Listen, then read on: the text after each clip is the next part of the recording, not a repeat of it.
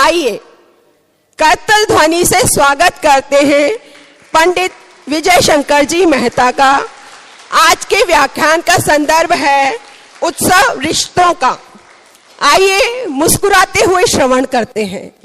पंडित विजय शंकर जी मेहता। ओम शांति। हमारे हनुमान जय श्री कृष्ण जय राम जी की।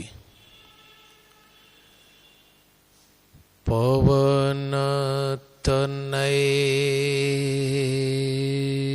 तुम एक आधारा,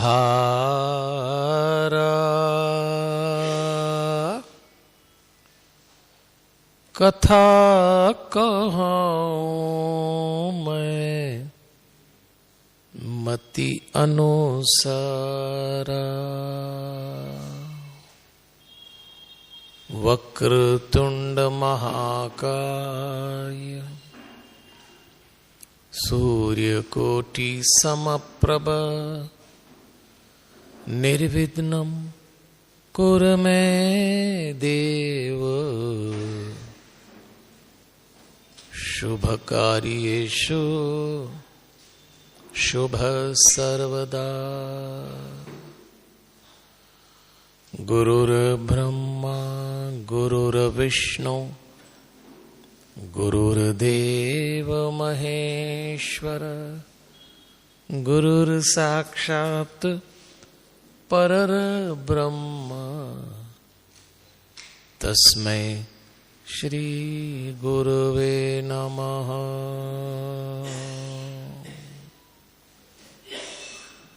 परमपिता परमेश्वर की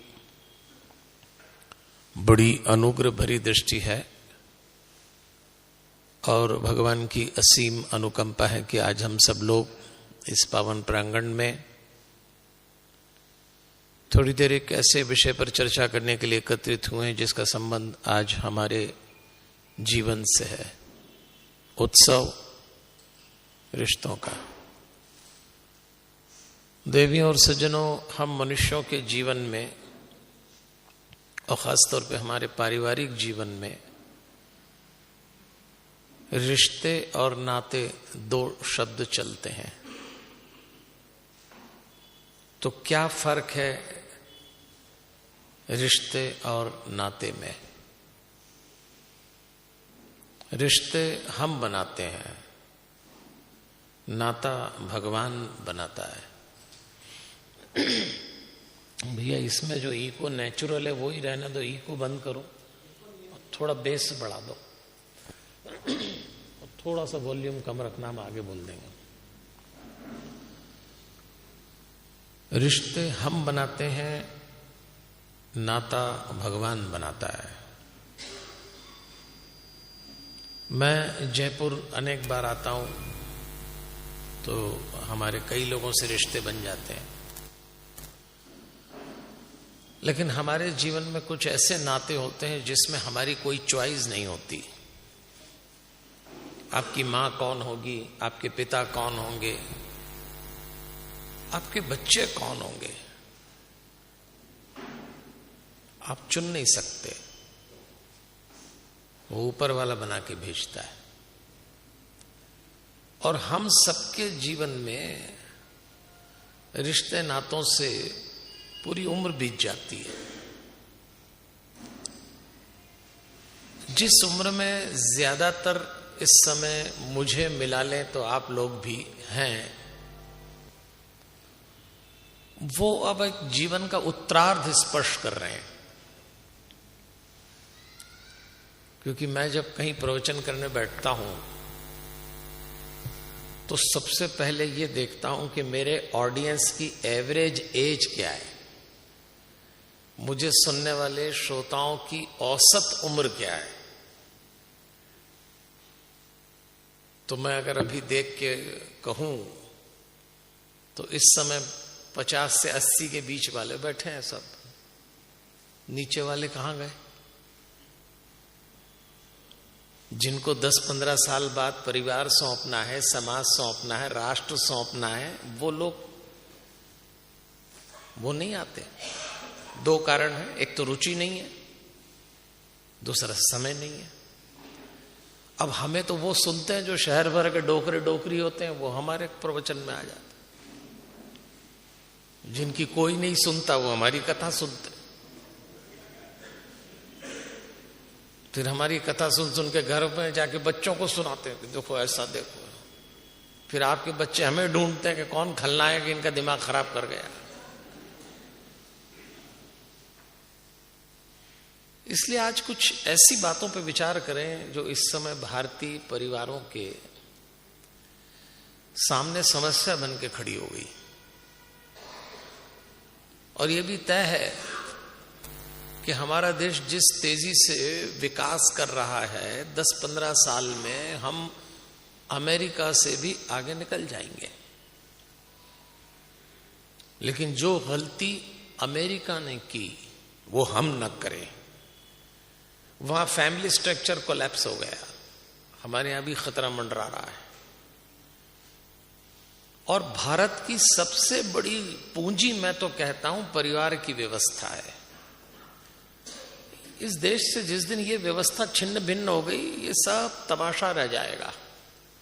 ये जीडीपी की बातें, ये बड़े बड़े विकास की बातें, ये बड़े बड़े भवन, ये बड़े बड़ी सड़कें, बड़े बड़े इंस्टीट्यूट, बड़ी बड़ी मेडिकल फैसिलिटीज, क्या काम आएगी? परिवार नहीं बचेंगे। तो थोड़ी देर इस पर बात करते हैं। मैं आपसे 5 रिश्ते नातों की बात करूंगा। समय की सीमा है, आप मेरे साथ जल्दी जल्दी चलिएगा। पहले हम बात करेंगे माता पिता और संतान, फिर बात करेंगे भाई भाई, फिर बात करेंगे भाई बहन, चौथी बात करेंगे पति पत्नी, और 5वां रिश्तेदार। अब इस 5 के आसपास हमारी जिंदगी कट रही है। सबसे पहले बात करते हैं माता पिता और संतान। ये जो भारत के परिवार आज जिस भी स्थिति में आप देख रहे हैं बचे हुए हैं, इसके पीछे माता पिता नाम की संस्था ने बहुत बड़ा योगदान दिया है। हम अगर यहां तक पहुंचे हैं तो अकेले हमारे ही देश में माता पिता नाम की संस्था का बड़ा मान है। आप दुनिया में बहुत मुल्क घूमे होंगे, आप लोग विदेशों में जाइए, वहां माता पिता नाम की संस्था खत्म हो चुकी है। ये तो अपने यहां है, लेकिन अपने यहां ये नई पीढ़ी के बच्चों में 2 शब्द चलते हैं, वो बड़ा खतरा है। और अगर इन 2 शब्दों का इलाज नहीं किया तो अपने देश से भी माता पिता नाम की संस्था दम तोड़ देगी।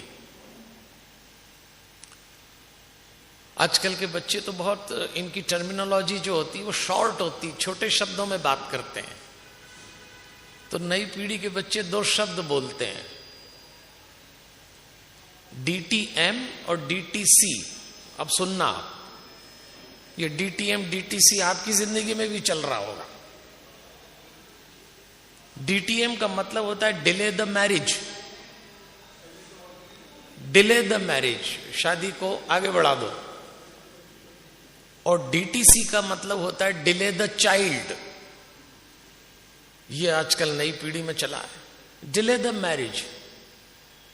25-30 साल की बच्ची से, बच्चे से पूछो भाई शादी कब करो, अभी तो करियर बनना है, डिले द मैरिज। भारत के परिवारों में विवाह की आयु बढ़ रही है। इसके खतरे आज नहीं दिखेंगे, 15 साल बाद दिखेंगे।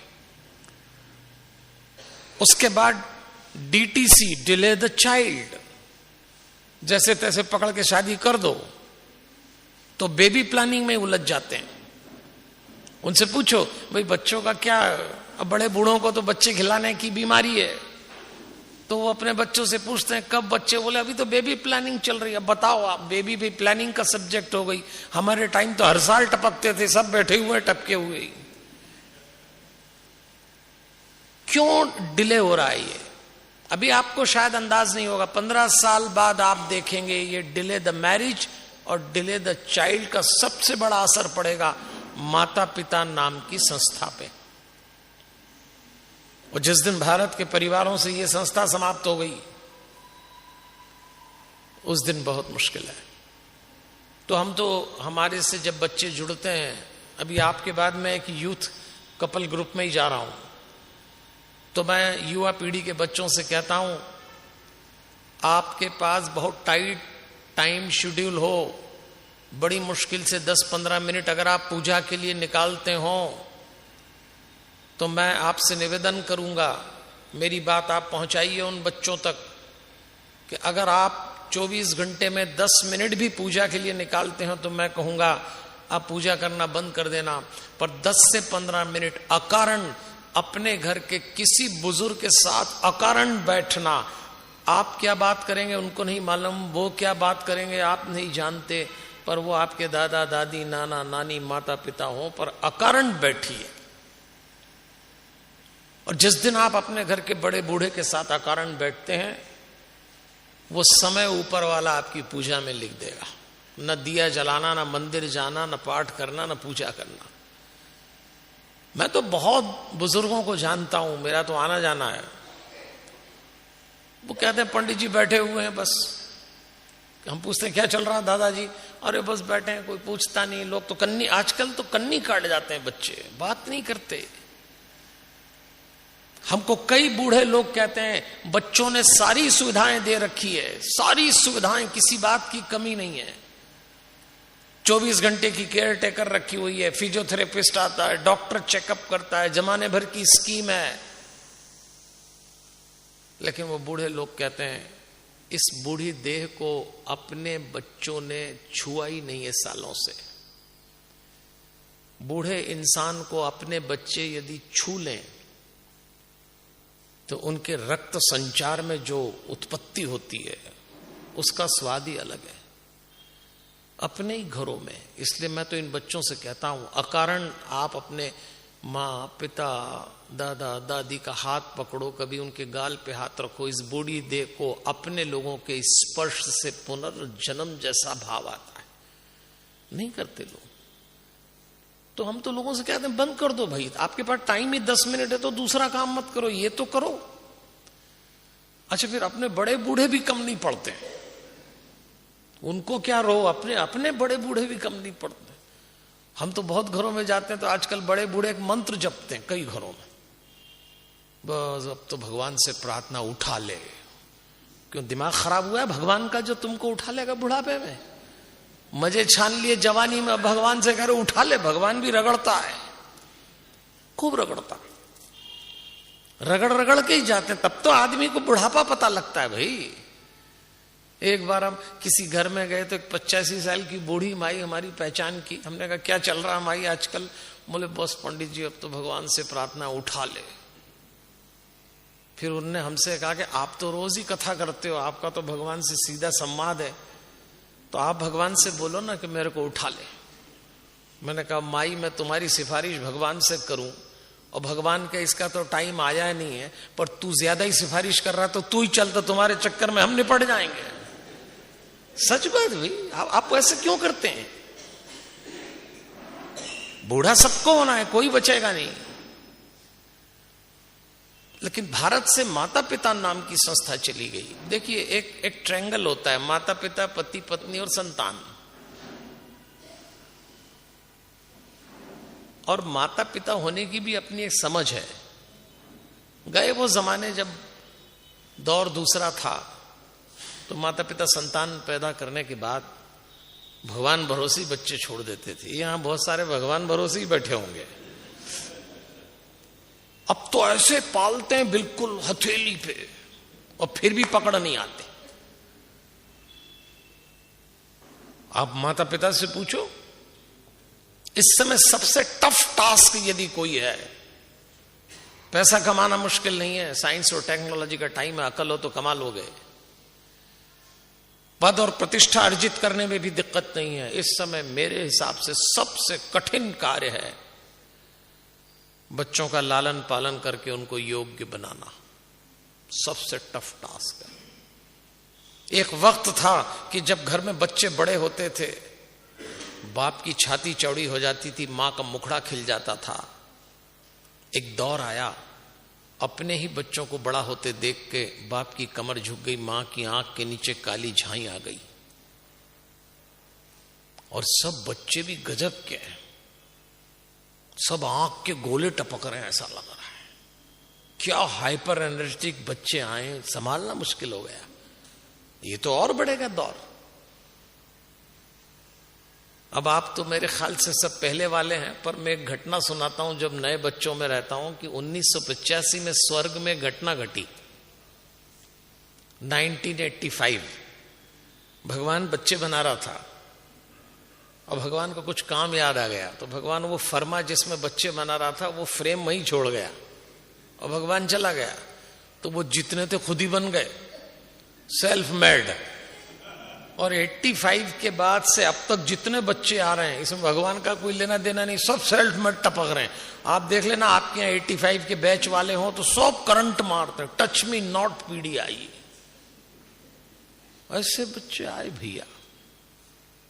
फिर उनके मम्मी पापा बनने का पहला बैच चल रहा अभी, क्योंकि वो तो पहले उपद्रवी, अब उनकी औलाद उद्दंडी, फिर उंगली पकड़ के हमारे पास लाते हैं, पंडित जी बच्चे कहना नहीं मानते, पंडित जी बच्चे जिद्दी हो गए, पंडित जी बच्चे चीजें फेंकते हैं। अरे तो कहां से आया इनमें ये सब? कोई स्कीम में थोड़ी दिया भगवान ने। साइंस विज्ञान की एक बात याद रखिए, डीएनए साइंस के अनुसार पिता के शरीर से 24 घंटे जो तरंगे निकलती हैं वो उनके बच्चे कैच करते हैं, आप चाहें या न चाहें। अगर आपका बच्चा 7 समुंदर पार है तो फ्रीक्वेंसी लो हो जाएगी, पास में है तो हाई हो जाएगी, पर कैच जरूर करेगा। अगर माँ बाप निगेटिव तो बच्चा जिद्दी, अगर माँ बाप अशांत, परेशान, हताश, निराश, चिड़चिड़े तो सारे लक्षण बच्चे में आएंगे। बच्चों को दोष देना बंद करें अभी भी। इसलिए हम तो बड़े बूढ़ों के बीच में जब बैठते हैं तो मैं कहता हूं आप अपनी पॉजिटिविटी बढ़ाइए तो तीसरी पीढ़ी तक असर होगा। आप पॉजिटिव, आपके बच्चे पॉजिटिव, वो पॉजिटिव तो उनके बच्चे पॉजिटिव, और वो आपको करना ही पड़ेगा। लेकिन बड़े बूढ़े बहुत नेगेटिव हो रहे हैं। भारत में हर 5वां बुजुर्ग डिप्रेशन में, ये मेरा आंकड़ा नहीं, सरकारी आंकड़ा है। उदास हो जाते हैं बड़े बूढ़े, परेशान हो जाते हैं। शरीर तो थका ही देगा, वृद्धा अवस्था में शरीर को थकना ही है, तो एक अजीब सी निराशा आना ही है। इंद्रियां काम नहीं कर रही, कोई पूछ नहीं रहा। फिर ये बच्चे हम ही ने उड़ाए इनको परिंदों की तरह, फिर हम कह रहे हैं वापस छत पे लौटाओ। कहां से लौटाएंगे? हमारा कंट्रीब्यूशन है, हमने उनको इस योग्य बना दिया। हाँ, लेकिन एक शब्द अभी दे रहा हूं जिसकी बाद में आखिरी में खुलासा करूंगा। जिन परिवारों में मेंबर्स आत्मा पे जीना सीख जाएंगे उन परिवारों से ये समस्या जल्दी निपट जाएगी। हम सब लोग शरीर से शुरू होते हैं, शरीर पे खत्म हो जाते हैं। कितने लोग हैं जो 24 घंटे में एक बार अपनी आत्मा पे जाने का प्रयास करते हैं? कितने लोग हैं? और बुढ़ापे में यदि आपने आत्मा स्पर्श नहीं करी तो ये शरीर तो उलझा देगा आपको, उठते ही बेचैन करेगा, करवट ही नहीं ले पा रहे, यहीं से कार्यक्रम शुरू होगा। न उठ पा रहे, न देख पा रहे, न चल पा रहे, न छू पा रहे, न पढ़ पा रहे, न सुन पा रहे हैं। ये तो शरीर के साथ होना ही था। लेकिन अगर आप आत्मा पे जीना सीख गए, इतनी पॉजिटिविटी आपके भीतर आएगी तो आप कहेंगे कि ये तो मशीन है, इसके अंदर जिंदा इंसान जिसको आत्मा कहते हैं, बस यहीं से आपकी जिंदगी बदलेगी। उसका भी प्रयास करेंगे। मैं उठने के पहले आपको कुछ सूत्र दूंगा जो आपके काम आए। मैं कथा बांचने आया नहीं और मुझे आती भी नहीं कथा, और ये सफेद बाल वालों को तो कोई चीज समझाना सबसे कठिन काम, सबसे कठिन काम। कई तो सुनते ही समझते हैं कि अरे सब मालूम है पंडित जी, पर अब क्या करें, मोहल्ले में निभाना था तो आके बैठ गए सुबह ही सुबह। कई बोलते हैं घर में बैठे थे तो यहीं बैठ गए, हमको कोई फर्क नहीं पड़ना है इसमें। लेकिन आपके फर्क पड़ने से आपकी 2 पीढ़ी पे फर्क पड़ेगा। मुझे आपकी चिंता है भी नहीं। हमारी आपकी क्या उम्र है जी? 10-15 साल में चलते नजर आएंगे। अगर ट्रेन की, रेलवे की भाषा में बोलूं तो अपने में से आधे से ज्यादा की आरएसी लग गई है। हाँ, कंफर्म हुई और चले, पता ही नहीं लगा। आरएसी मतलब समझते ना आप? आधे से ज्यादा आरएसी वाले हैं अपन। लेकिन अगर आप शांत हो गए, आप प्रसन्न हो गए, आप अभी भी इस अवस्था में आनंदित हो जाएं, आप ये मान लें कि ये तो पड़ाव है, आप तैयारी कर लें कि बस ऊपर वाले के पास जाना है, हमारी निकटता उससे अधिक है, जीवन की पूर्णता का एहसास आत्मा पे होता है, शरीर पे नहीं होता। शरीर आस जगाता है, आत्मा सांस बचाती है। इस अंतर को समझेंगे तो आपकी पॉजिटिविटी आपके बच्चों में चली जाएगी, फिर आपके बच्चे अपने बच्चों में ट्रांसफर कर देंगे। ये बहुत सीरियस मैटर है। बड़ी आसान होता है बच्चों पे दोष देना। हमारे पास तो इतने पेरेंट्स आते हैं, पंडित जी, कई तो पकड़ पकड़ के लाते हैं, पंडित जी इस बच्चे के सिर पे हाथ फेर दो। हम भी फेर देते हैं। फिर हम उससे पूछते उससे क्या होगा, इसको अकल आ जाएगी। अच्छा, हमारे हाथ फेरने से तुम्हारे बच्चे को अकल आती तो हम हाथ फेरने की फैक्ट्री डाल लेते। कबाड़ा तुम करो, हाथ हमसे फिरवाओ। ऐसा नहीं होता, हमको समझना पड़ेगा। तो मैंने पहला रिश्ते नाता आपको बताया, और वो है माता पिता और संतान। इसको बहुत गंभीरता से लीजिएगा। ये विषय ऐसा नहीं तो परिवार माता पिता नाम की संस्था भारत से खत्म हुई और परिवार खत्म हो जाएगा, बचाना मुश्किल हो जाएगा। ये तो आप ही को करना पड़ेगा। न हम सफर से निकलेगा, न हम नशी से निकलेगा। हम नशी मतलब साथ में उठने बैठने वाले, हम सफर जो आपके साथ चलता है। प्रॉब्लम हमारे जीवन में आई है, समाधान दूसरों में ढूंढना बंद करिए। न हम सफर से निकलेगा, न हम नशी से निकलेगा। हमारे पांव का कांटा तो हम ही से निकलेगा, आप ही को निकालना पड़ेगा, कोई दूसरा नहीं निकाल पाएगा। ताली बजा सकते हैं आप, डरिए मत। अरे इतना सुंदर आयोजन आप लोगों ने इतने सुंदर माहौल में किया है, नागर साहब के आमंत्रण पर। एक बार जोरदार ताली बजाइए, ऐसा लगे कि आप, हाँ।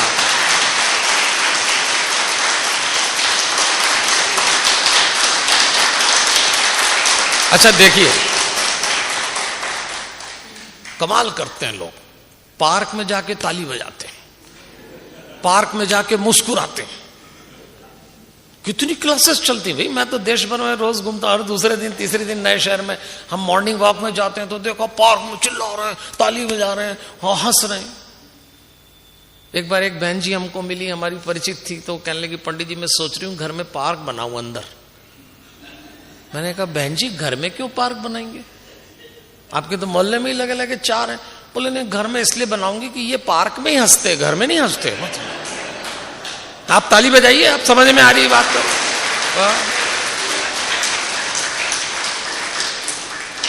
घर में सुमड़ा मुंह लेके बैठे हैं, पार्क में जाके ताली बजा के आ गए, ये कोई बात होती है क्या? और मैंने ताली सिर्फ आपको इसलिए बजवाई, न तो मुझे जरूरत है, न कोई हनुमान जी महाराज को। मैंने ताली सिर्फ आप ही के लिए बजवाई कि बहुत सारे लोग तो कथा प्रवचन में बैठने के बाद थोड़ी देर बाद भूल ही जाते हैं काहे के लिए बैठे और क्यों बैठे। उनसे पूछो क्यों बैठे, बोले वहां बैठे थे तो यहीं बैठ गए। ताली बजाएंगे तो आपको पता लग जाएगा अभी भी। हाँ जबरा डालो आप ठीक से एक बार। ये अच्छा, फिर ये हमारी कथाओं में जो जोड़े से आते हैं ना पति पत्नी, ये तो ताली के मामले में इतना कबाड़ा करते हैं। एक ही बजाता है, एक ही बजाता है। हमने देखा भाई साहब ताली नहीं बजाते, तो भाई साहब पूछते हैं भाई साहब आप ताली नहीं बजा रहे, भाभी ताली बजा रही हैं, आप क्यों नहीं बजाते? बोले इसको काहे के लिए लाया हूं। बोलो अब तुम्हारी घरवाली ताली बजाएगी तुम्हारी जगह पे, बताओ आप। अच्छा कभी कभी उल्टा हो जाता है, हम देखते हैं कि बेचारे भाई साहब ताली बजा रहे हैं, भाभी जी बैठी हुई, हम भाभी जी से पूछते हैं आप ताली नहीं बजा रहे, और ये बोले पंडित जी बजाने दो ना इनको, घर में धेला एक काम नहीं करते, कम से कम ताली बजा लें, आप बजाइए ताली। ये तो मालूम हो कथा क्यों सुन रहे हैं भाई, लोगों को नहीं मालूम रहता। और इसीलिए मैं आपसे कह रहा हूं कि हमें अभी जिंदगी की बहुत सारी बातें मालूम ही नहीं है, और ऊपर वाले से लग जाते हैं कि ऐसा हो जाए। वैसे कैसे उसने रिश्ते नाते निभाने के लिए दिए हैं।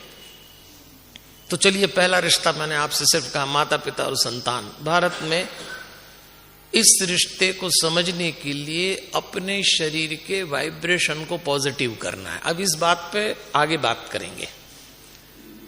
दूसरा रिश्ता हमारे यहां एक होता है, उस रिश्ते को बात चल रही है उत्सव रिश्तों का, सबके जीवन में दाएं बाएं। दूसरा रिश्ता है भाई भाई। देवियों और सज्जनों, किसी बात को समझना हो, किसी सिद्धांत को, तो कोई दृष्टांत पकड़ लेना चाहिए। हमारे यहां 2 अवतार हुए, श्री राम और श्री कृष्ण। ये भारत के 2 आयाम, पूरे भारत के प्रतिनिधि। कल तो 22 तारीख को जो हम आनंद कर रहे हैं, उन्हीं राम जी को याद करते हैं। ध्यान दीजिएगा आप, राम जी के भाई के रूप में सदैव लक्ष्मण याद किए जाते हैं। यूं तो भरत शत्रुघ्न भी थे, पर हम केवल राम लक्ष्मण की बात करें। कृष्ण अवतार में कृष्ण और बलराम याद किए जाते हैं। और ध्यान दीजिएगा, दोनों का स्वभाव विपरीत था, एकदम 36 का आंकड़ा। इसका स्वभाव उसका स्वभाव मिलाओ, आपको ऐसा लगता कैसे संभव है। आज हमारे घरों में एक छत के नीचे जितने मेंबर, उतना ही स्वभाव, उतनी दुनिया, उतनी लाइफ स्टाइल, उतनी अप्रोच, उतना एटीट्यूड, सबका अलग होगा। अगर बाप सोचे कि बिल्कुल बेटा मेरा जैसा सोचे, तो आप मूर्खता कर रहे हैं। अगर पत्नी माने कि मेरे पति बिल्कुल मेरे जैसे हो, आप गलती कर रहे हैं। भाई भाई एक कैसे हो सकते हैं, लेकिन फिर भी एक साथ रह सकते हैं, मिसाल कायम कर सकते हैं। राम जी और लक्ष्मण जी के स्वभाव में जमीन आसमान का फर्क था, लेकिन दोनों एक दूसरे के बिना नहीं रह सकते। लक्ष्मण जी तो बात बात में चार्ज हो जाते थे, राम को कभी गुस्सा होते नहीं देखा। आपको याद होगा राम कथा का एक प्रसंग, जब सुग्रीव ने बाली वध के बाद काम भूल गया, उस दिन पहली बार राम जी को आवेश आया। सुग्रीव सुधी मोरी बिसारी, पावा राजकोसपुर नारी।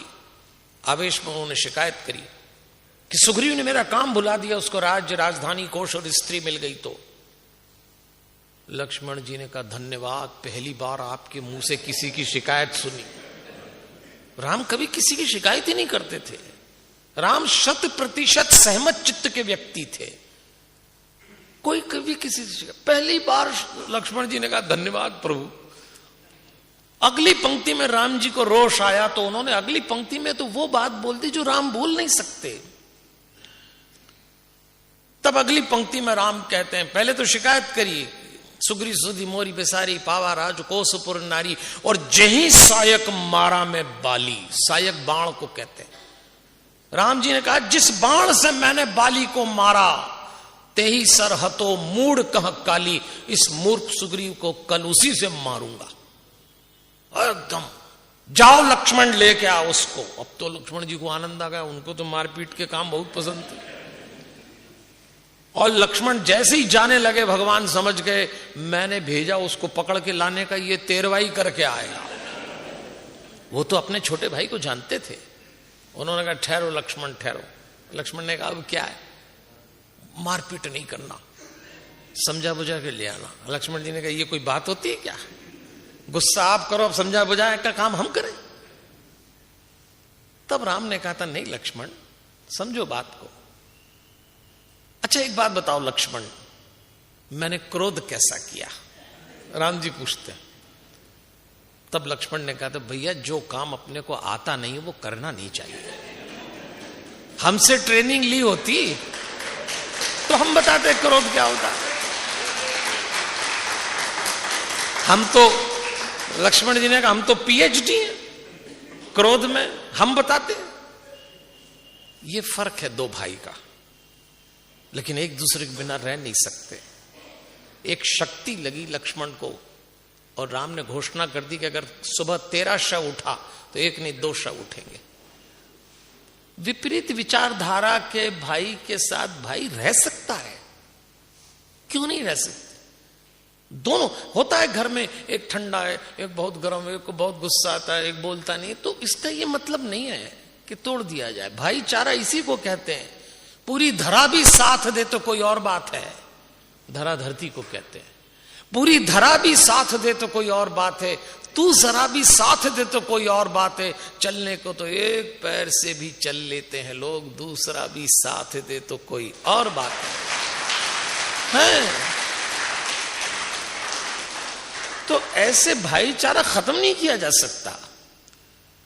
क्रोध किसको नहीं आता बताइए। आज घरों में, घर सबसे, भारत के घर में 2 बातों से लोग टूट रहे हैं, क्रोध से और वाणी आवेश में आ जाए तो बस कहा सुनी में तो खेल खत्म हो जाता है। तो ठीक है ना, क्रोध पे विचार करिए। हमारे लक्ष्मण जी का क्रोध अलग, राम जी का अलग। क्रोध 2 तरह के होते हैं देवी और सज्जनों, आप देख लेना आप किस में फिट होते हो। एक तो ये बल्ब की तरह होता है क्रोध, आप लाइट का बटन दबाइए बल्ब लाइट आ जाती है, बटन बंद करिए तुरंत बल्ब बंद हो जाता है। राम जी का क्रोध ऐसा था, हमारा भी ऐसा ही होना चाहिए। तुरंत हम बुलाएं और तुरंत भेज दें ये।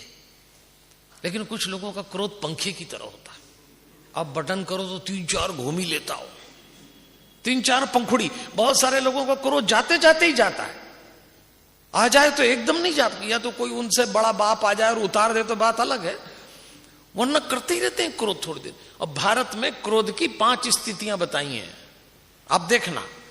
पहली स्थिति आंख से बोलते हैं, ये आंख से बोलने की पहली स्थिति, आंख लाल होगी, आंख दिखाएंगे क्रोध की। फिर काम नहीं चला तो फिर मुंह से अपशब्द बोलेंगे, जोर से बोलेंगे, दूसरी स्टेज। इन दोनों से भी काम नहीं चला तो तीसरी स्टेज आती है, बड़बड़ाते हो बोल के जाना। भारतीय इस मामले में बड़े गजब है, बड़बड़ाने, पीट करके बड़बड़ाते चले जा रहे हैं, वो तो दूसरे कमरे तक चिल्ला रहे हैं, इधर वाला भी यहीं बैठा है, तुम्हारा तो ऐसा ही है, तुम्हारा तो ऐसा ही है, तुम्हारा तो ऐसा ही। इसको तीसरी स्टेप बड़बड़ाना कहते हैं। कई लोग इसमें भी मास्टर है, और बड़बड़ाने से भी काम नहीं चलता तो चौथी स्टेप पैर पटकेंगे, धाड़ धाड़, हाथ पैर चलाएंगे। और 5वीं स्टेप बड़ी प्यारी है, दुनिया में केवल भारत में ही पाई जाती है। दोनों हाथ लेके ऐसे ऐसे करें, इसको माथा कूटना कर। कई लोग माथा कूटने में माहिर हैं, आपको तो खैर आइडिया नहीं है, आप लोग अलग ही दिख रहे हो। आप में से तो किसी ने नहीं कूटा होगा कभी, आप तो ताली बजा लो बस। आपको क्या दिक्कत है?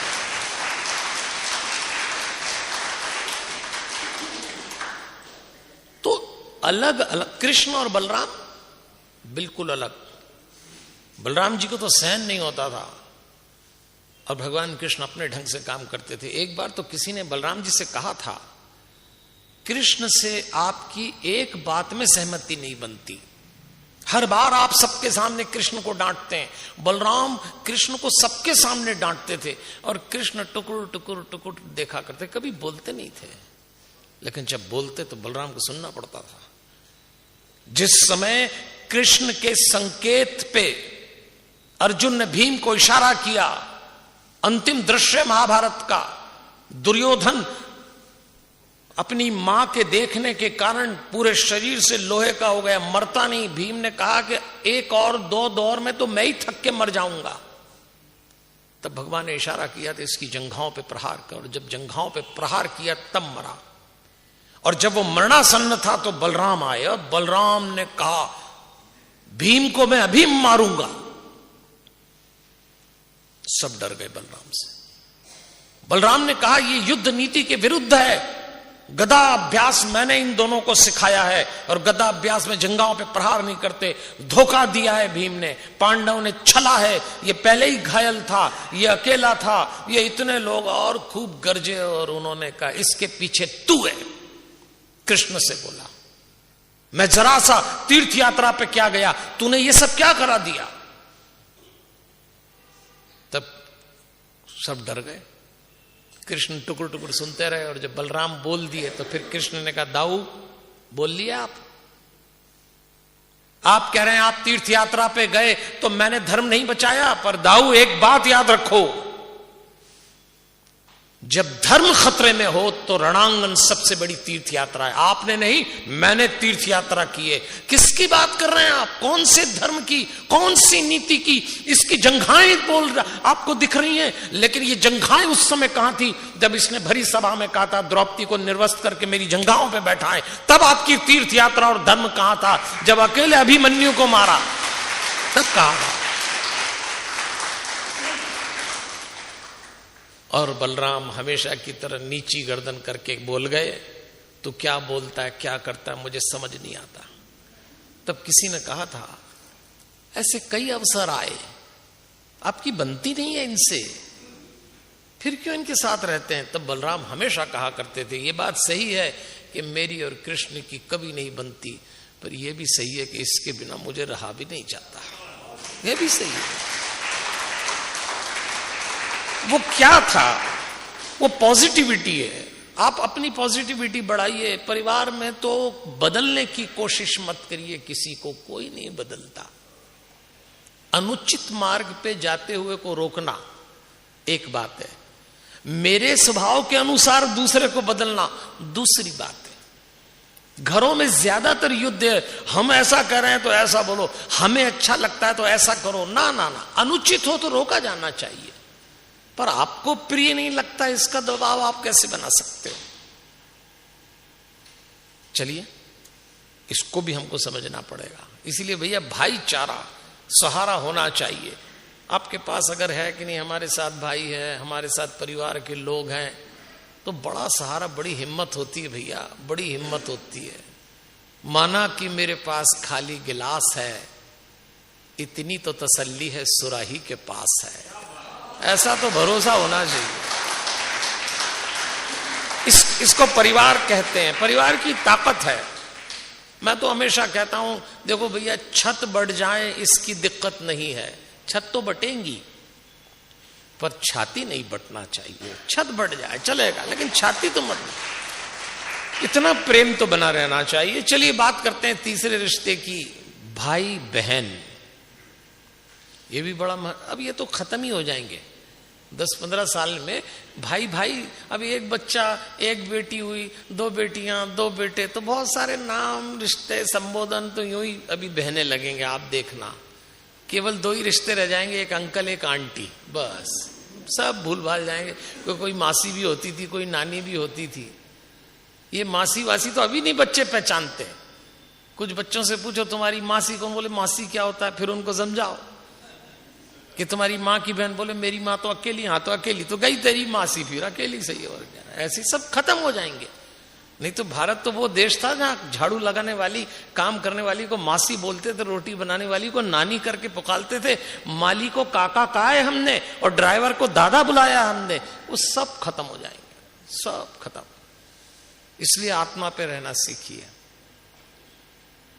मैं भाई बहन का जो रिश्ता बता रहा हूं आपको तीसरा, वो सिर्फ इसलिए बता रहा हूं कि पूरी दुनिया में हम भाई बहन के रिश्ते के लिए एक त्योहार मनाते हैं। और पूरी दुनिया में चले जाओ, किसी जाति, किसी बिरादरी में ये नहीं होता कि आदमी औरत के रिश्ते में राखी आई हो।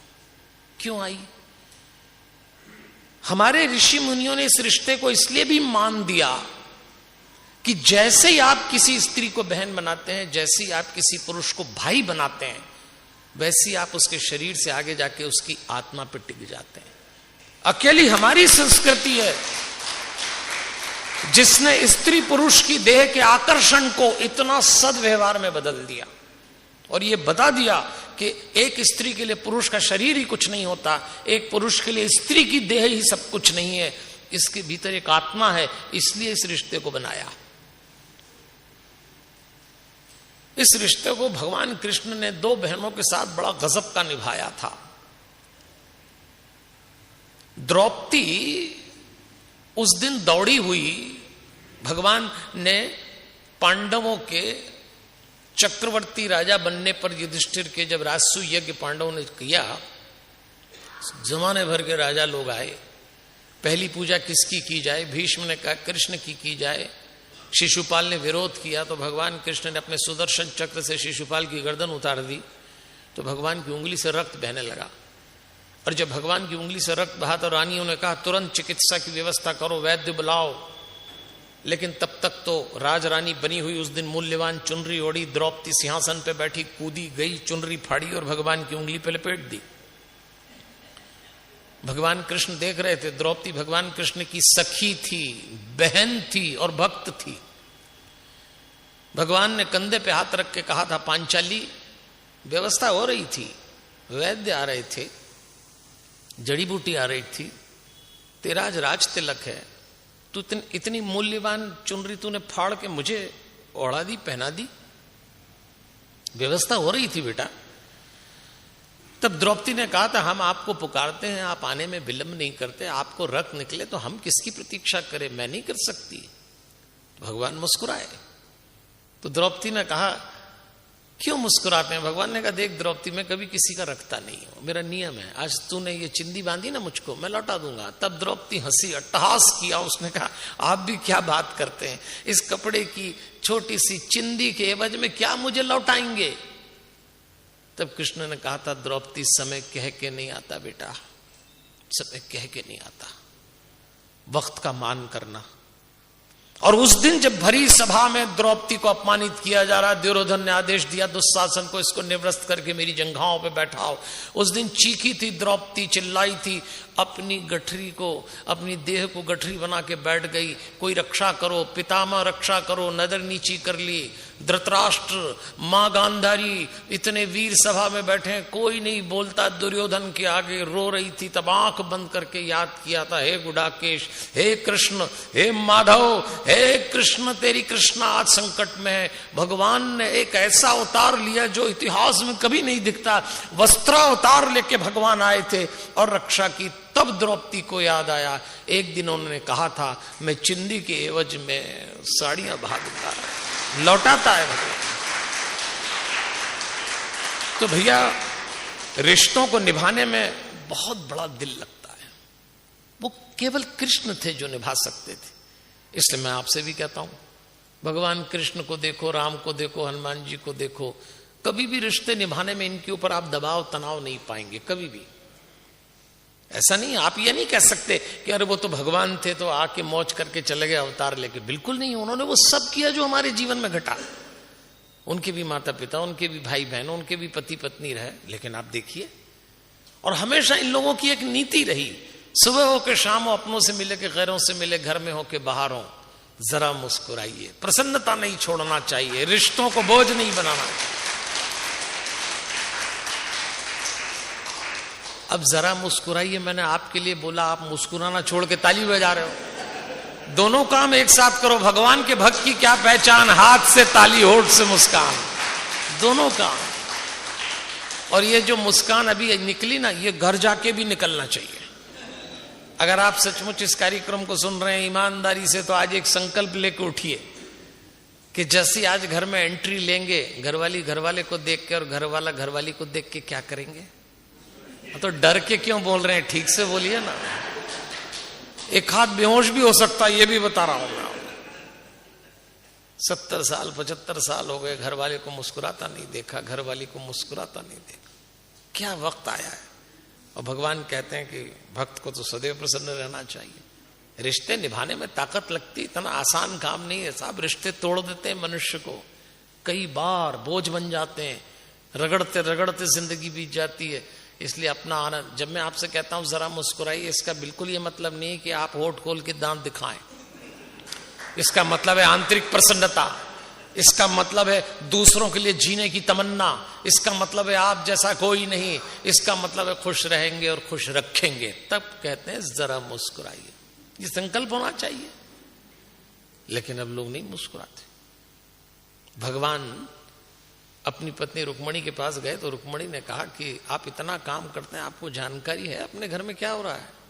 तो कृष्ण जी ने पूछा क्या हो रहा है? बोले आपकी छोटी बहन सुभद्रा मेरे पास रोती हुई आई थी। भगवान ने कहा क्या हुआ सुभद्रा को? बोले दाऊ ने इसका विवाह बलराम उससे दुर्योधन से तय कर दिया हरिओम, और दुर्योधन बारात लेके निकल आया। और सुभद्रा कहती मैं दुर्योधन को पसंद नहीं करती, मैं दुर्योधन से विवाह नहीं करूंगी। आप कैसे भाई हैं? बहन दुखी है। उस समय घर में एक भी मेंबर दुखी होता था तो घर के दूसरे मेंबर्स को पता लग जाता था। आज भारत के घरों में यदि कोई सदस्य उदास है तो दूसरा जहमत तक नहीं उठाता पूछने की। माँ उदास है, कोई नहीं पूछता। पिता उदास है, पत्नी उदास है, पति उदास है, भाई उदास, बहन, कोई पूछता तक नहीं कि तुम क्यों उदास हो। 60 साल पहले, 70 साल पहले भारत के घर में पत्नी उदास हो जाती थी तो उसका पति 7 चक्कर लगाता था पत्नी के पास में। क्या बात है, बड़ी उदास दिख रही है, तेरी तबीयत ठीक है, मैं कुछ करूं? ऐसा पूछते थे पहले के पति। आजकल कोई पत्नी उदास हो जाए तो पति मनाना तो दूर, पहले ही बोल देता मरो, तुम्हारा तो रोज का ही काम है, कौन मनाता फिरेगा। अब कोई नहीं मनाता किसी को। लेकिन आज अगर आप यहां से जाएं तो एक संकल्प रहे कि अपने घर में कोई मेंबर उदास हो, आपकी जिम्मेदारी है कि आप प्रसन्नता को प्रसूत करें। संक्रमण करें। इन्फेक्टेड होती प्रसन्नता भी, जैसे उदासी भी होती है। किसी शायर ने एक मंत्र देखिए, मैं आपको आज एक मंत्र देता हूं। वैसे तो किसी शायर का शेर है, पर मुझे तो मंत्र जैसा लगता है, इसलिए आपको बता रहा हूं। तू रूठा रूठा सा लगता है, कोई तरकीब बता मनाने की। तू रूठा रूठा सा लगता है, कोई तरकीब बता मनाने की। मैं जन्नत गिरवी रख दूंगा, तो कीमत बता मुस्कुराने की, तो कीमत बता मुस्कुराने की। ये आपको, हाँ, अब ये जिसने ताली बजाई उसको भगवान जी की सौगंध। हाँ, सोच समझ के ताली बजाना। आप ताली बजाई मतलब हनुमान जी की कसम आपको कि घर जाके मुस्कुराना पड़ेगा आज। देखो, आप में से जो परमानेंट सूमड़े होंगे उनका तो हम कुछ नहीं कर पाएंगे, पर जो मुस्कुरा सकते हैं तो मुस्कुराएं। और भगवान ने अपनी बहन सुभद्रा का विवाह अर्जुन से कराया। यहां फिर दोनों भाई आमने सामने आ गए, लेकिन भगवान एक ही बात बोले बलराम से, दाऊ, हमारी बहन कोई खूंटे से बंधी पशु नहीं कि किसी के हाथ दे दे। उसके भीतर एक आत्मा है, उसका हृदय है। अगर उसने अर्जुन को पसंद किया है तो हम भाइयों का दायित्व है, उस कुल और वंश में यदि कोई दोष न हो, योनो योग्य हो, हमें अपने घर के सदस्य की भावना ज्ञात होना चाहिए। कितनी बढ़िया बात। भगवान का काम भूल गया। उस दिन पहली बार राम जी को आवेश आया। सुग्रीव सुधी मोरी बिसारी, पावा राजकोष पुर नारी। आवेश में उन्होंने शिकायत करी कि सुग्रीव ने मेरा काम भुला दिया, उसको राज्य, राजधानी, कोष और स्त्री मिल गई। तो लक्ष्मण जी ने कहा, धन्यवाद, पहली बार आपके मुंह से किसी की शिकायत सुनी। राम कभी किसी की शिकायत ही नहीं करते थे। राम 100% सहमत चित्त के व्यक्ति थे। कोई कभी किसी से पहली बार लक्ष्मण जी ने कहा, धन्यवाद प्रभु। अगली पंक्ति में राम जी को रोष आया, तो उन्होंने अगली पंक्ति में तो वो बात बोल दी जो राम बोल नहीं सकते। तब अगली पंक्ति में राम कहते हैं, पहले तो शिकायत करी, सुग्रीव सुधी मोरी बिसारी, पावा राजकोषपुर नारी, और जही सायक मारा में बाली। सायक बाण को कहते हैं।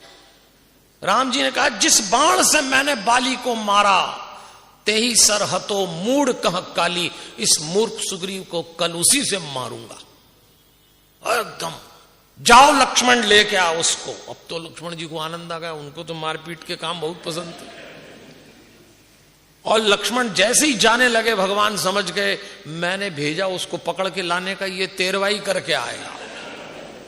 वो तो अपने छोटे भाई को जानते थे। उन्होंने कहा, ठहरो लक्ष्मण ठहरो। लक्ष्मण ने कहा, अब क्या है, मारपीट नहीं करना, समझा बुझा के ले आना। लक्ष्मण जी ने कहा, ये कोई बात होती है क्या?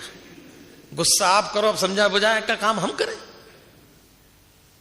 तब राम ने कहा था, नहीं लक्ष्मण, समझो बात को। अच्छा एक बात बताओ लक्ष्मण, मैंने क्रोध कैसा किया? राम जी पूछते हैं। तब लक्ष्मण ने कहा था, भैया जो काम अपने को आता नहीं वो करना नहीं चाहिए। हमसे ट्रेनिंग ली होती तो हम बताते क्रोध क्या होता। हम तो, लक्ष्मण जी ने कहा, हम तो पीएचडी हैं क्रोध में, हम बताते। ये फर्क है दो भाई का, लेकिन एक दूसरे के बिना रह नहीं सकते। एक शक्ति लगी लक्ष्मण को, और राम ने घोषणा कर दी कि अगर सुबह 13 शव उठा तो एक नहीं 2 शव उठेंगे। विपरीत विचारधारा के भाई के साथ भाई रह सकता है, क्यों नहीं रह सकते? दोनों होता है घर में, एक ठंडा है, एक बहुत गर्म है, एक को बहुत गुस्सा आता है, एक बोलता नहीं, तो इसका ये मतलब नहीं है कि तोड़ दिया जाए। भाईचारा इसी को कहते हैं। पूरी धरा भी साथ दे तो कोई और बात है, धरा धरती को कहते हैं। पूरी धरा भी साथ दे तो कोई और बात है, तू जरा भी साथ दे तो कोई और बात है। चलने को तो एक पैर से भी चल लेते हैं लोग, दूसरा भी साथ दे तो कोई और बात है। तो ऐसे भाईचारा खत्म नहीं किया जा सकता। क्रोध किसको नहीं आता बताइए? आज घरों में, घर सबसे, भारत के घर में 2 बातों से लोग टूट रहे हैं, क्रोध से और वाणी आवेश में आ जाए तो बस कहा सुनी में तो खेल खत्म हो जाता है। तो ठीक है ना, क्रोध पे विचार करिए। हमारे लक्ष्मण जी का क्रोध अलग, राम जी का अलग। क्रोध दो तरह के होते हैं देवी और सज्जनों, आप देख लेना आप किस में फिट होते हो। एक तो ये बल्ब की तरह होता है क्रोध, आप लाइट का बटन दबाइए बल्ब लाइट आ जाती है, बटन बंद करिए तुरंत बल्ब बंद हो जाता है। राम जी का क्रोध ऐसा था, हमारा भी ऐसा ही होना चाहिए, तुरंत हम बुलाएं और तुरंत भेज दें ये। लेकिन कुछ लोगों का क्रोध पंखे की तरह होता है, आप बटन करो तो 3-4 घूम ही लेता हो, 3-4 पंखुड़ी। बहुत सारे लोगों का क्रोध जाते जाते ही जाता है, आ जाए तो एकदम नहीं जाता, या तो कोई उनसे बड़ा बाप आ जाए और उतार दे तो बात अलग है, वरना करते ही रहते हैं क्रोध थोड़ी देर। और भारत में क्रोध की 5 स्थितियां बताई हैं, आप देखना। पहली स्थिति आंख से बोलते हैं, ये आंख से बोलने की पहली स्थिति, आंख लाल होगी, आंख दिखाएंगे क्रोध की, फिर काम नहीं चला तो फिर मुंह से अपशब्द बोलेंगे, जोर से बोलेंगे, दूसरी स्टेज। इन दोनों से भी काम नहीं चला तो तीसरी स्टेज आती है, बड़बड़ाते हो बोल के जाना। भारतीय इस मामले में बड़े गजब है, बड़बड़ाने, पीट करके बड़बड़ाते चले जा रहे हैं, वो तो दूसरे कमरे तक चिल्ला रहे हैं, इधर वाला भी यहीं बैठा है, तुम्हारा तो ऐसा ही है, तुम्हारा तो ऐसा ही है, तुम्हारा तो ऐसा ही। इसको तीसरी स्टेप बड़बड़ाना कहते हैं, कई लोग इसमें भी मास्टर है। और बड़बड़ाने से भी काम नहीं चलता तो चौथी स्टेप पैर पटकेंगे, धाड़ धाड़ हाथ पैर चलाएंगे। और 5वीं स्टेप बड़ी प्यारी है, ये दुनिया में केवल भारत में ही पाई जाती, दोनों हाथ लेके ऐसे ऐसे करें, इसको माथा कूटना करें। कई लोग माथा कूटने में माहिर हैं, आपको तो खैर आइडिया नहीं है, आप लोग अलग ही दिख रहे हो, आप में से तो किसी ने नहीं कूटा होगा कभी, आप तो ताली बजा लो बस, आपको क्या दिक्कत।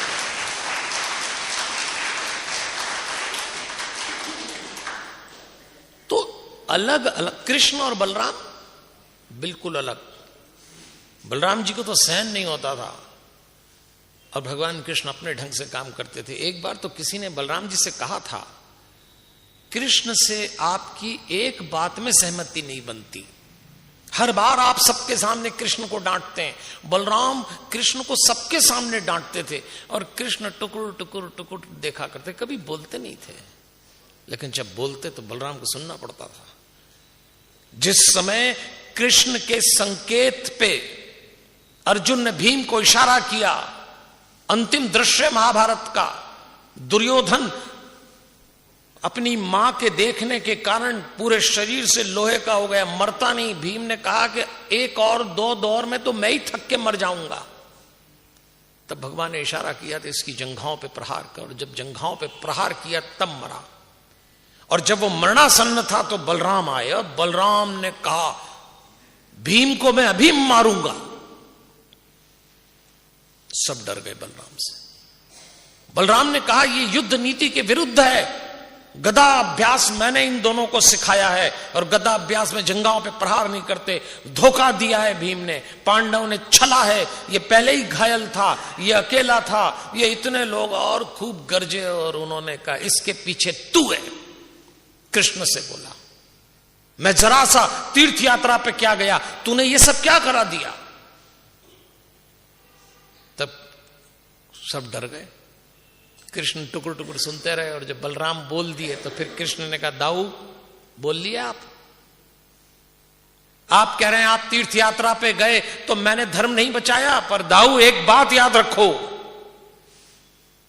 जब धर्म खतरे में हो तो रणांगन सबसे बड़ी तीर्थ यात्रा है। आपने नहीं, मैंने तीर्थ यात्रा की है। किसकी बात कर रहे हैं आप, कौन से धर्म की, कौन सी नीति की। इसकी जंघाएं बोल रहा आपको दिख रही हैं, लेकिन ये जंघाएं उस समय कहां थी जब इसने भरी सभा में कहा था द्रौपदी को निर्वस्त्र करके मेरी जंघाओं पे बैठाएं। तब आपकी तीर्थ यात्रा और धर्म कहां था, जब अकेले अभिमन्यु को मारा तब कहा। और बलराम हमेशा की तरह नीची गर्दन करके बोल गए तो क्या बोलता है क्या करता है मुझे समझ नहीं आता। तब किसी ने कहा था ऐसे कई अवसर आए, आपकी बनती नहीं है इनसे, फिर क्यों इनके साथ रहते हैं। तब बलराम हमेशा कहा करते थे ये बात सही है कि मेरी और कृष्ण की कभी नहीं बनती, पर यह भी सही है कि इसके बिना मुझे रहा भी नहीं जाता। यह भी सही है। वो क्या था, वो पॉजिटिविटी है। आप अपनी पॉजिटिविटी बढ़ाइए। परिवार में तो बदलने की कोशिश मत करिए, किसी को कोई नहीं बदलता। अनुचित मार्ग पे जाते हुए को रोकना एक बात है, मेरे स्वभाव के अनुसार दूसरे को बदलना दूसरी बात है। घरों में ज्यादातर युद्ध है, हम ऐसा कर रहे हैं तो ऐसा बोलो, हमें अच्छा लगता है तो ऐसा करो। ना ना ना, अनुचित हो तो रोका जाना चाहिए, पर आपको प्रिय नहीं लगता, इसका दबाव आप कैसे बना सकते हो? चलिए, इसको भी हमको समझना पड़ेगा। इसीलिए भैया भाईचारा, सहारा होना चाहिए। आपके पास अगर है कि नहीं, हमारे साथ भाई है, हमारे साथ परिवार के लोग हैं, तो बड़ा सहारा, बड़ी हिम्मत होती है भैया, बड़ी हिम्मत होती है। माना कि मेरे पास खाली गिलास है, इतनी तो तसल्ली है सुराही के पास है। ऐसा तो भरोसा होना चाहिए। इसको परिवार कहते हैं, परिवार की ताकत है। मैं तो हमेशा कहता हूं, देखो भैया, छत बढ़ जाए इसकी दिक्कत नहीं है, छत तो बटेंगी, पर छाती नहीं बटना चाहिए। छत बढ़ जाए चलेगा, लेकिन छाती तो मत। इतना प्रेम तो बना रहना चाहिए। चलिए बात करते हैं तीसरे रिश्ते की, भाई बहन। ये भी बड़ा अब ये तो खत्म ही हो जाएंगे 10-15 साल में। भाई भाई, अब एक बच्चा, एक बेटी हुई, 2 बेटियां, 2 बेटे, तो बहुत सारे नाम, रिश्ते, संबोधन तो यूं ही अभी बहने लगेंगे। आप देखना, केवल 2 ही रिश्ते रह जाएंगे, एक अंकल एक आंटी, बस। सब भूल भाल जाएंगे। कोई मासी भी होती थी, कोई नानी भी होती थी। ये मासी वासी तो अभी नहीं बच्चे पहचानते। कुछ बच्चों से पूछो तुम्हारी मासी कौन, बोले मासी क्या होता है। फिर उनको समझाओ कि तुम्हारी माँ की बहन, बोले मेरी माँ तो अकेली। हाँ तो अकेली तो गई तेरी मासी, फिर अकेली सही। और क्या, ऐसे सब खत्म हो जाएंगे। नहीं तो भारत तो वो देश था जहां झाड़ू लगाने वाली, काम करने वाली को मासी बोलते थे, रोटी बनाने वाली को नानी करके पुकारते थे, माली को काका कहा है हमने, और ड्राइवर को दादा बुलाया हमने। वो सब खत्म हो जाएंगे, सब खत्म। इसलिए आत्मा पे रहना सीखिए। मैं भाई बहन का जो रिश्ता बता रहा हूं आपको तीसरा, वो सिर्फ इसलिए बता रहा हूं कि पूरी दुनिया में हम भाई बहन के रिश्ते के लिए एक त्योहार मनाते हैं। और पूरी दुनिया में चले जाओ, किसी जाति, किसी बिरादरी में ये नहीं होता कि आदमी औरत के रिश्ते में राखी आई हो। क्यों आई? हमारे ऋषि मुनियों ने इस रिश्ते को इसलिए भी मान दिया कि जैसे ही आप किसी स्त्री को बहन बनाते हैं, जैसे ही आप किसी पुरुष को भाई बनाते हैं, वैसे ही आप उसके शरीर से आगे जाके उसकी आत्मा पर टिक जाते हैं। अकेली हमारी संस्कृति है जिसने स्त्री पुरुष की देह के आकर्षण को इतना सद्व्यवहार में बदल दिया और ये बता दिया कि एक स्त्री के लिए पुरुष का शरीर ही कुछ नहीं होता, एक पुरुष के लिए स्त्री की देह ही सब कुछ नहीं है, इसके भीतर एक आत्मा है। इसलिए इस रिश्ते को बनाया। इस रिश्ते को भगवान कृष्ण ने 2 बहनों के साथ बड़ा गजब का निभाया था।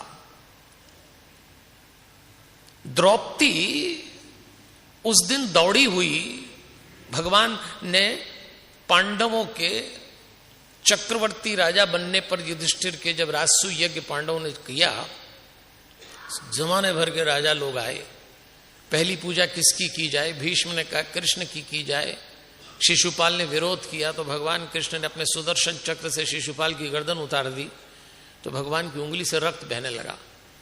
और जब भगवान की उंगली से रक्त बहा तो रानियों ने कहा तुरंत चिकित्सा की व्यवस्था करो, वैद्य बुलाओ। लेकिन तब तक तो राजरानी बनी हुई उस दिन मूल्यवान चुनरी ओढ़ी, द्रौपदी सिंहासन पे बैठी, कूदी गई, चुनरी फाड़ी और भगवान की उंगली पे लपेट दी। भगवान कृष्ण देख रहे थे। द्रौपदी भगवान कृष्ण की सखी थी, बहन थी और भक्त थी। भगवान ने कंधे पे हाथ रख के कहा था पांचाली, व्यवस्था हो रही थी, वैद्य आ रहे थे, जड़ी बूटी आ रही थी, तेरा आज राज तिलक है, तू इतनी मूल्यवान चुनरी तूने फाड़ के मुझे ओढ़ा दी, पहना दी। व्यवस्था हो रही थी बेटा। तब द्रौपदी ने कहा था हम आपको पुकारते हैं, आप आने में विलंब नहीं करते, आपको रक्त निकले तो हम किसकी प्रतीक्षा करें, मैं नहीं कर सकती। तो भगवान मुस्कुराए। तो द्रौपदी ने कहा क्यों मुस्कुराते हैं? भगवान ने कहा देख द्रौपदी, मैं कभी किसी का रखता नहीं हूं, मेरा नियम है, आज तूने ये चिंदी बांधी ना मुझको, मैं लौटा दूंगा। तब द्रौपदी हंसी, अट्टहास किया। उसने कहा आप भी क्या बात करते हैं, इस कपड़े की छोटी सी चिंदी के एवज में क्या मुझे लौटाएंगे?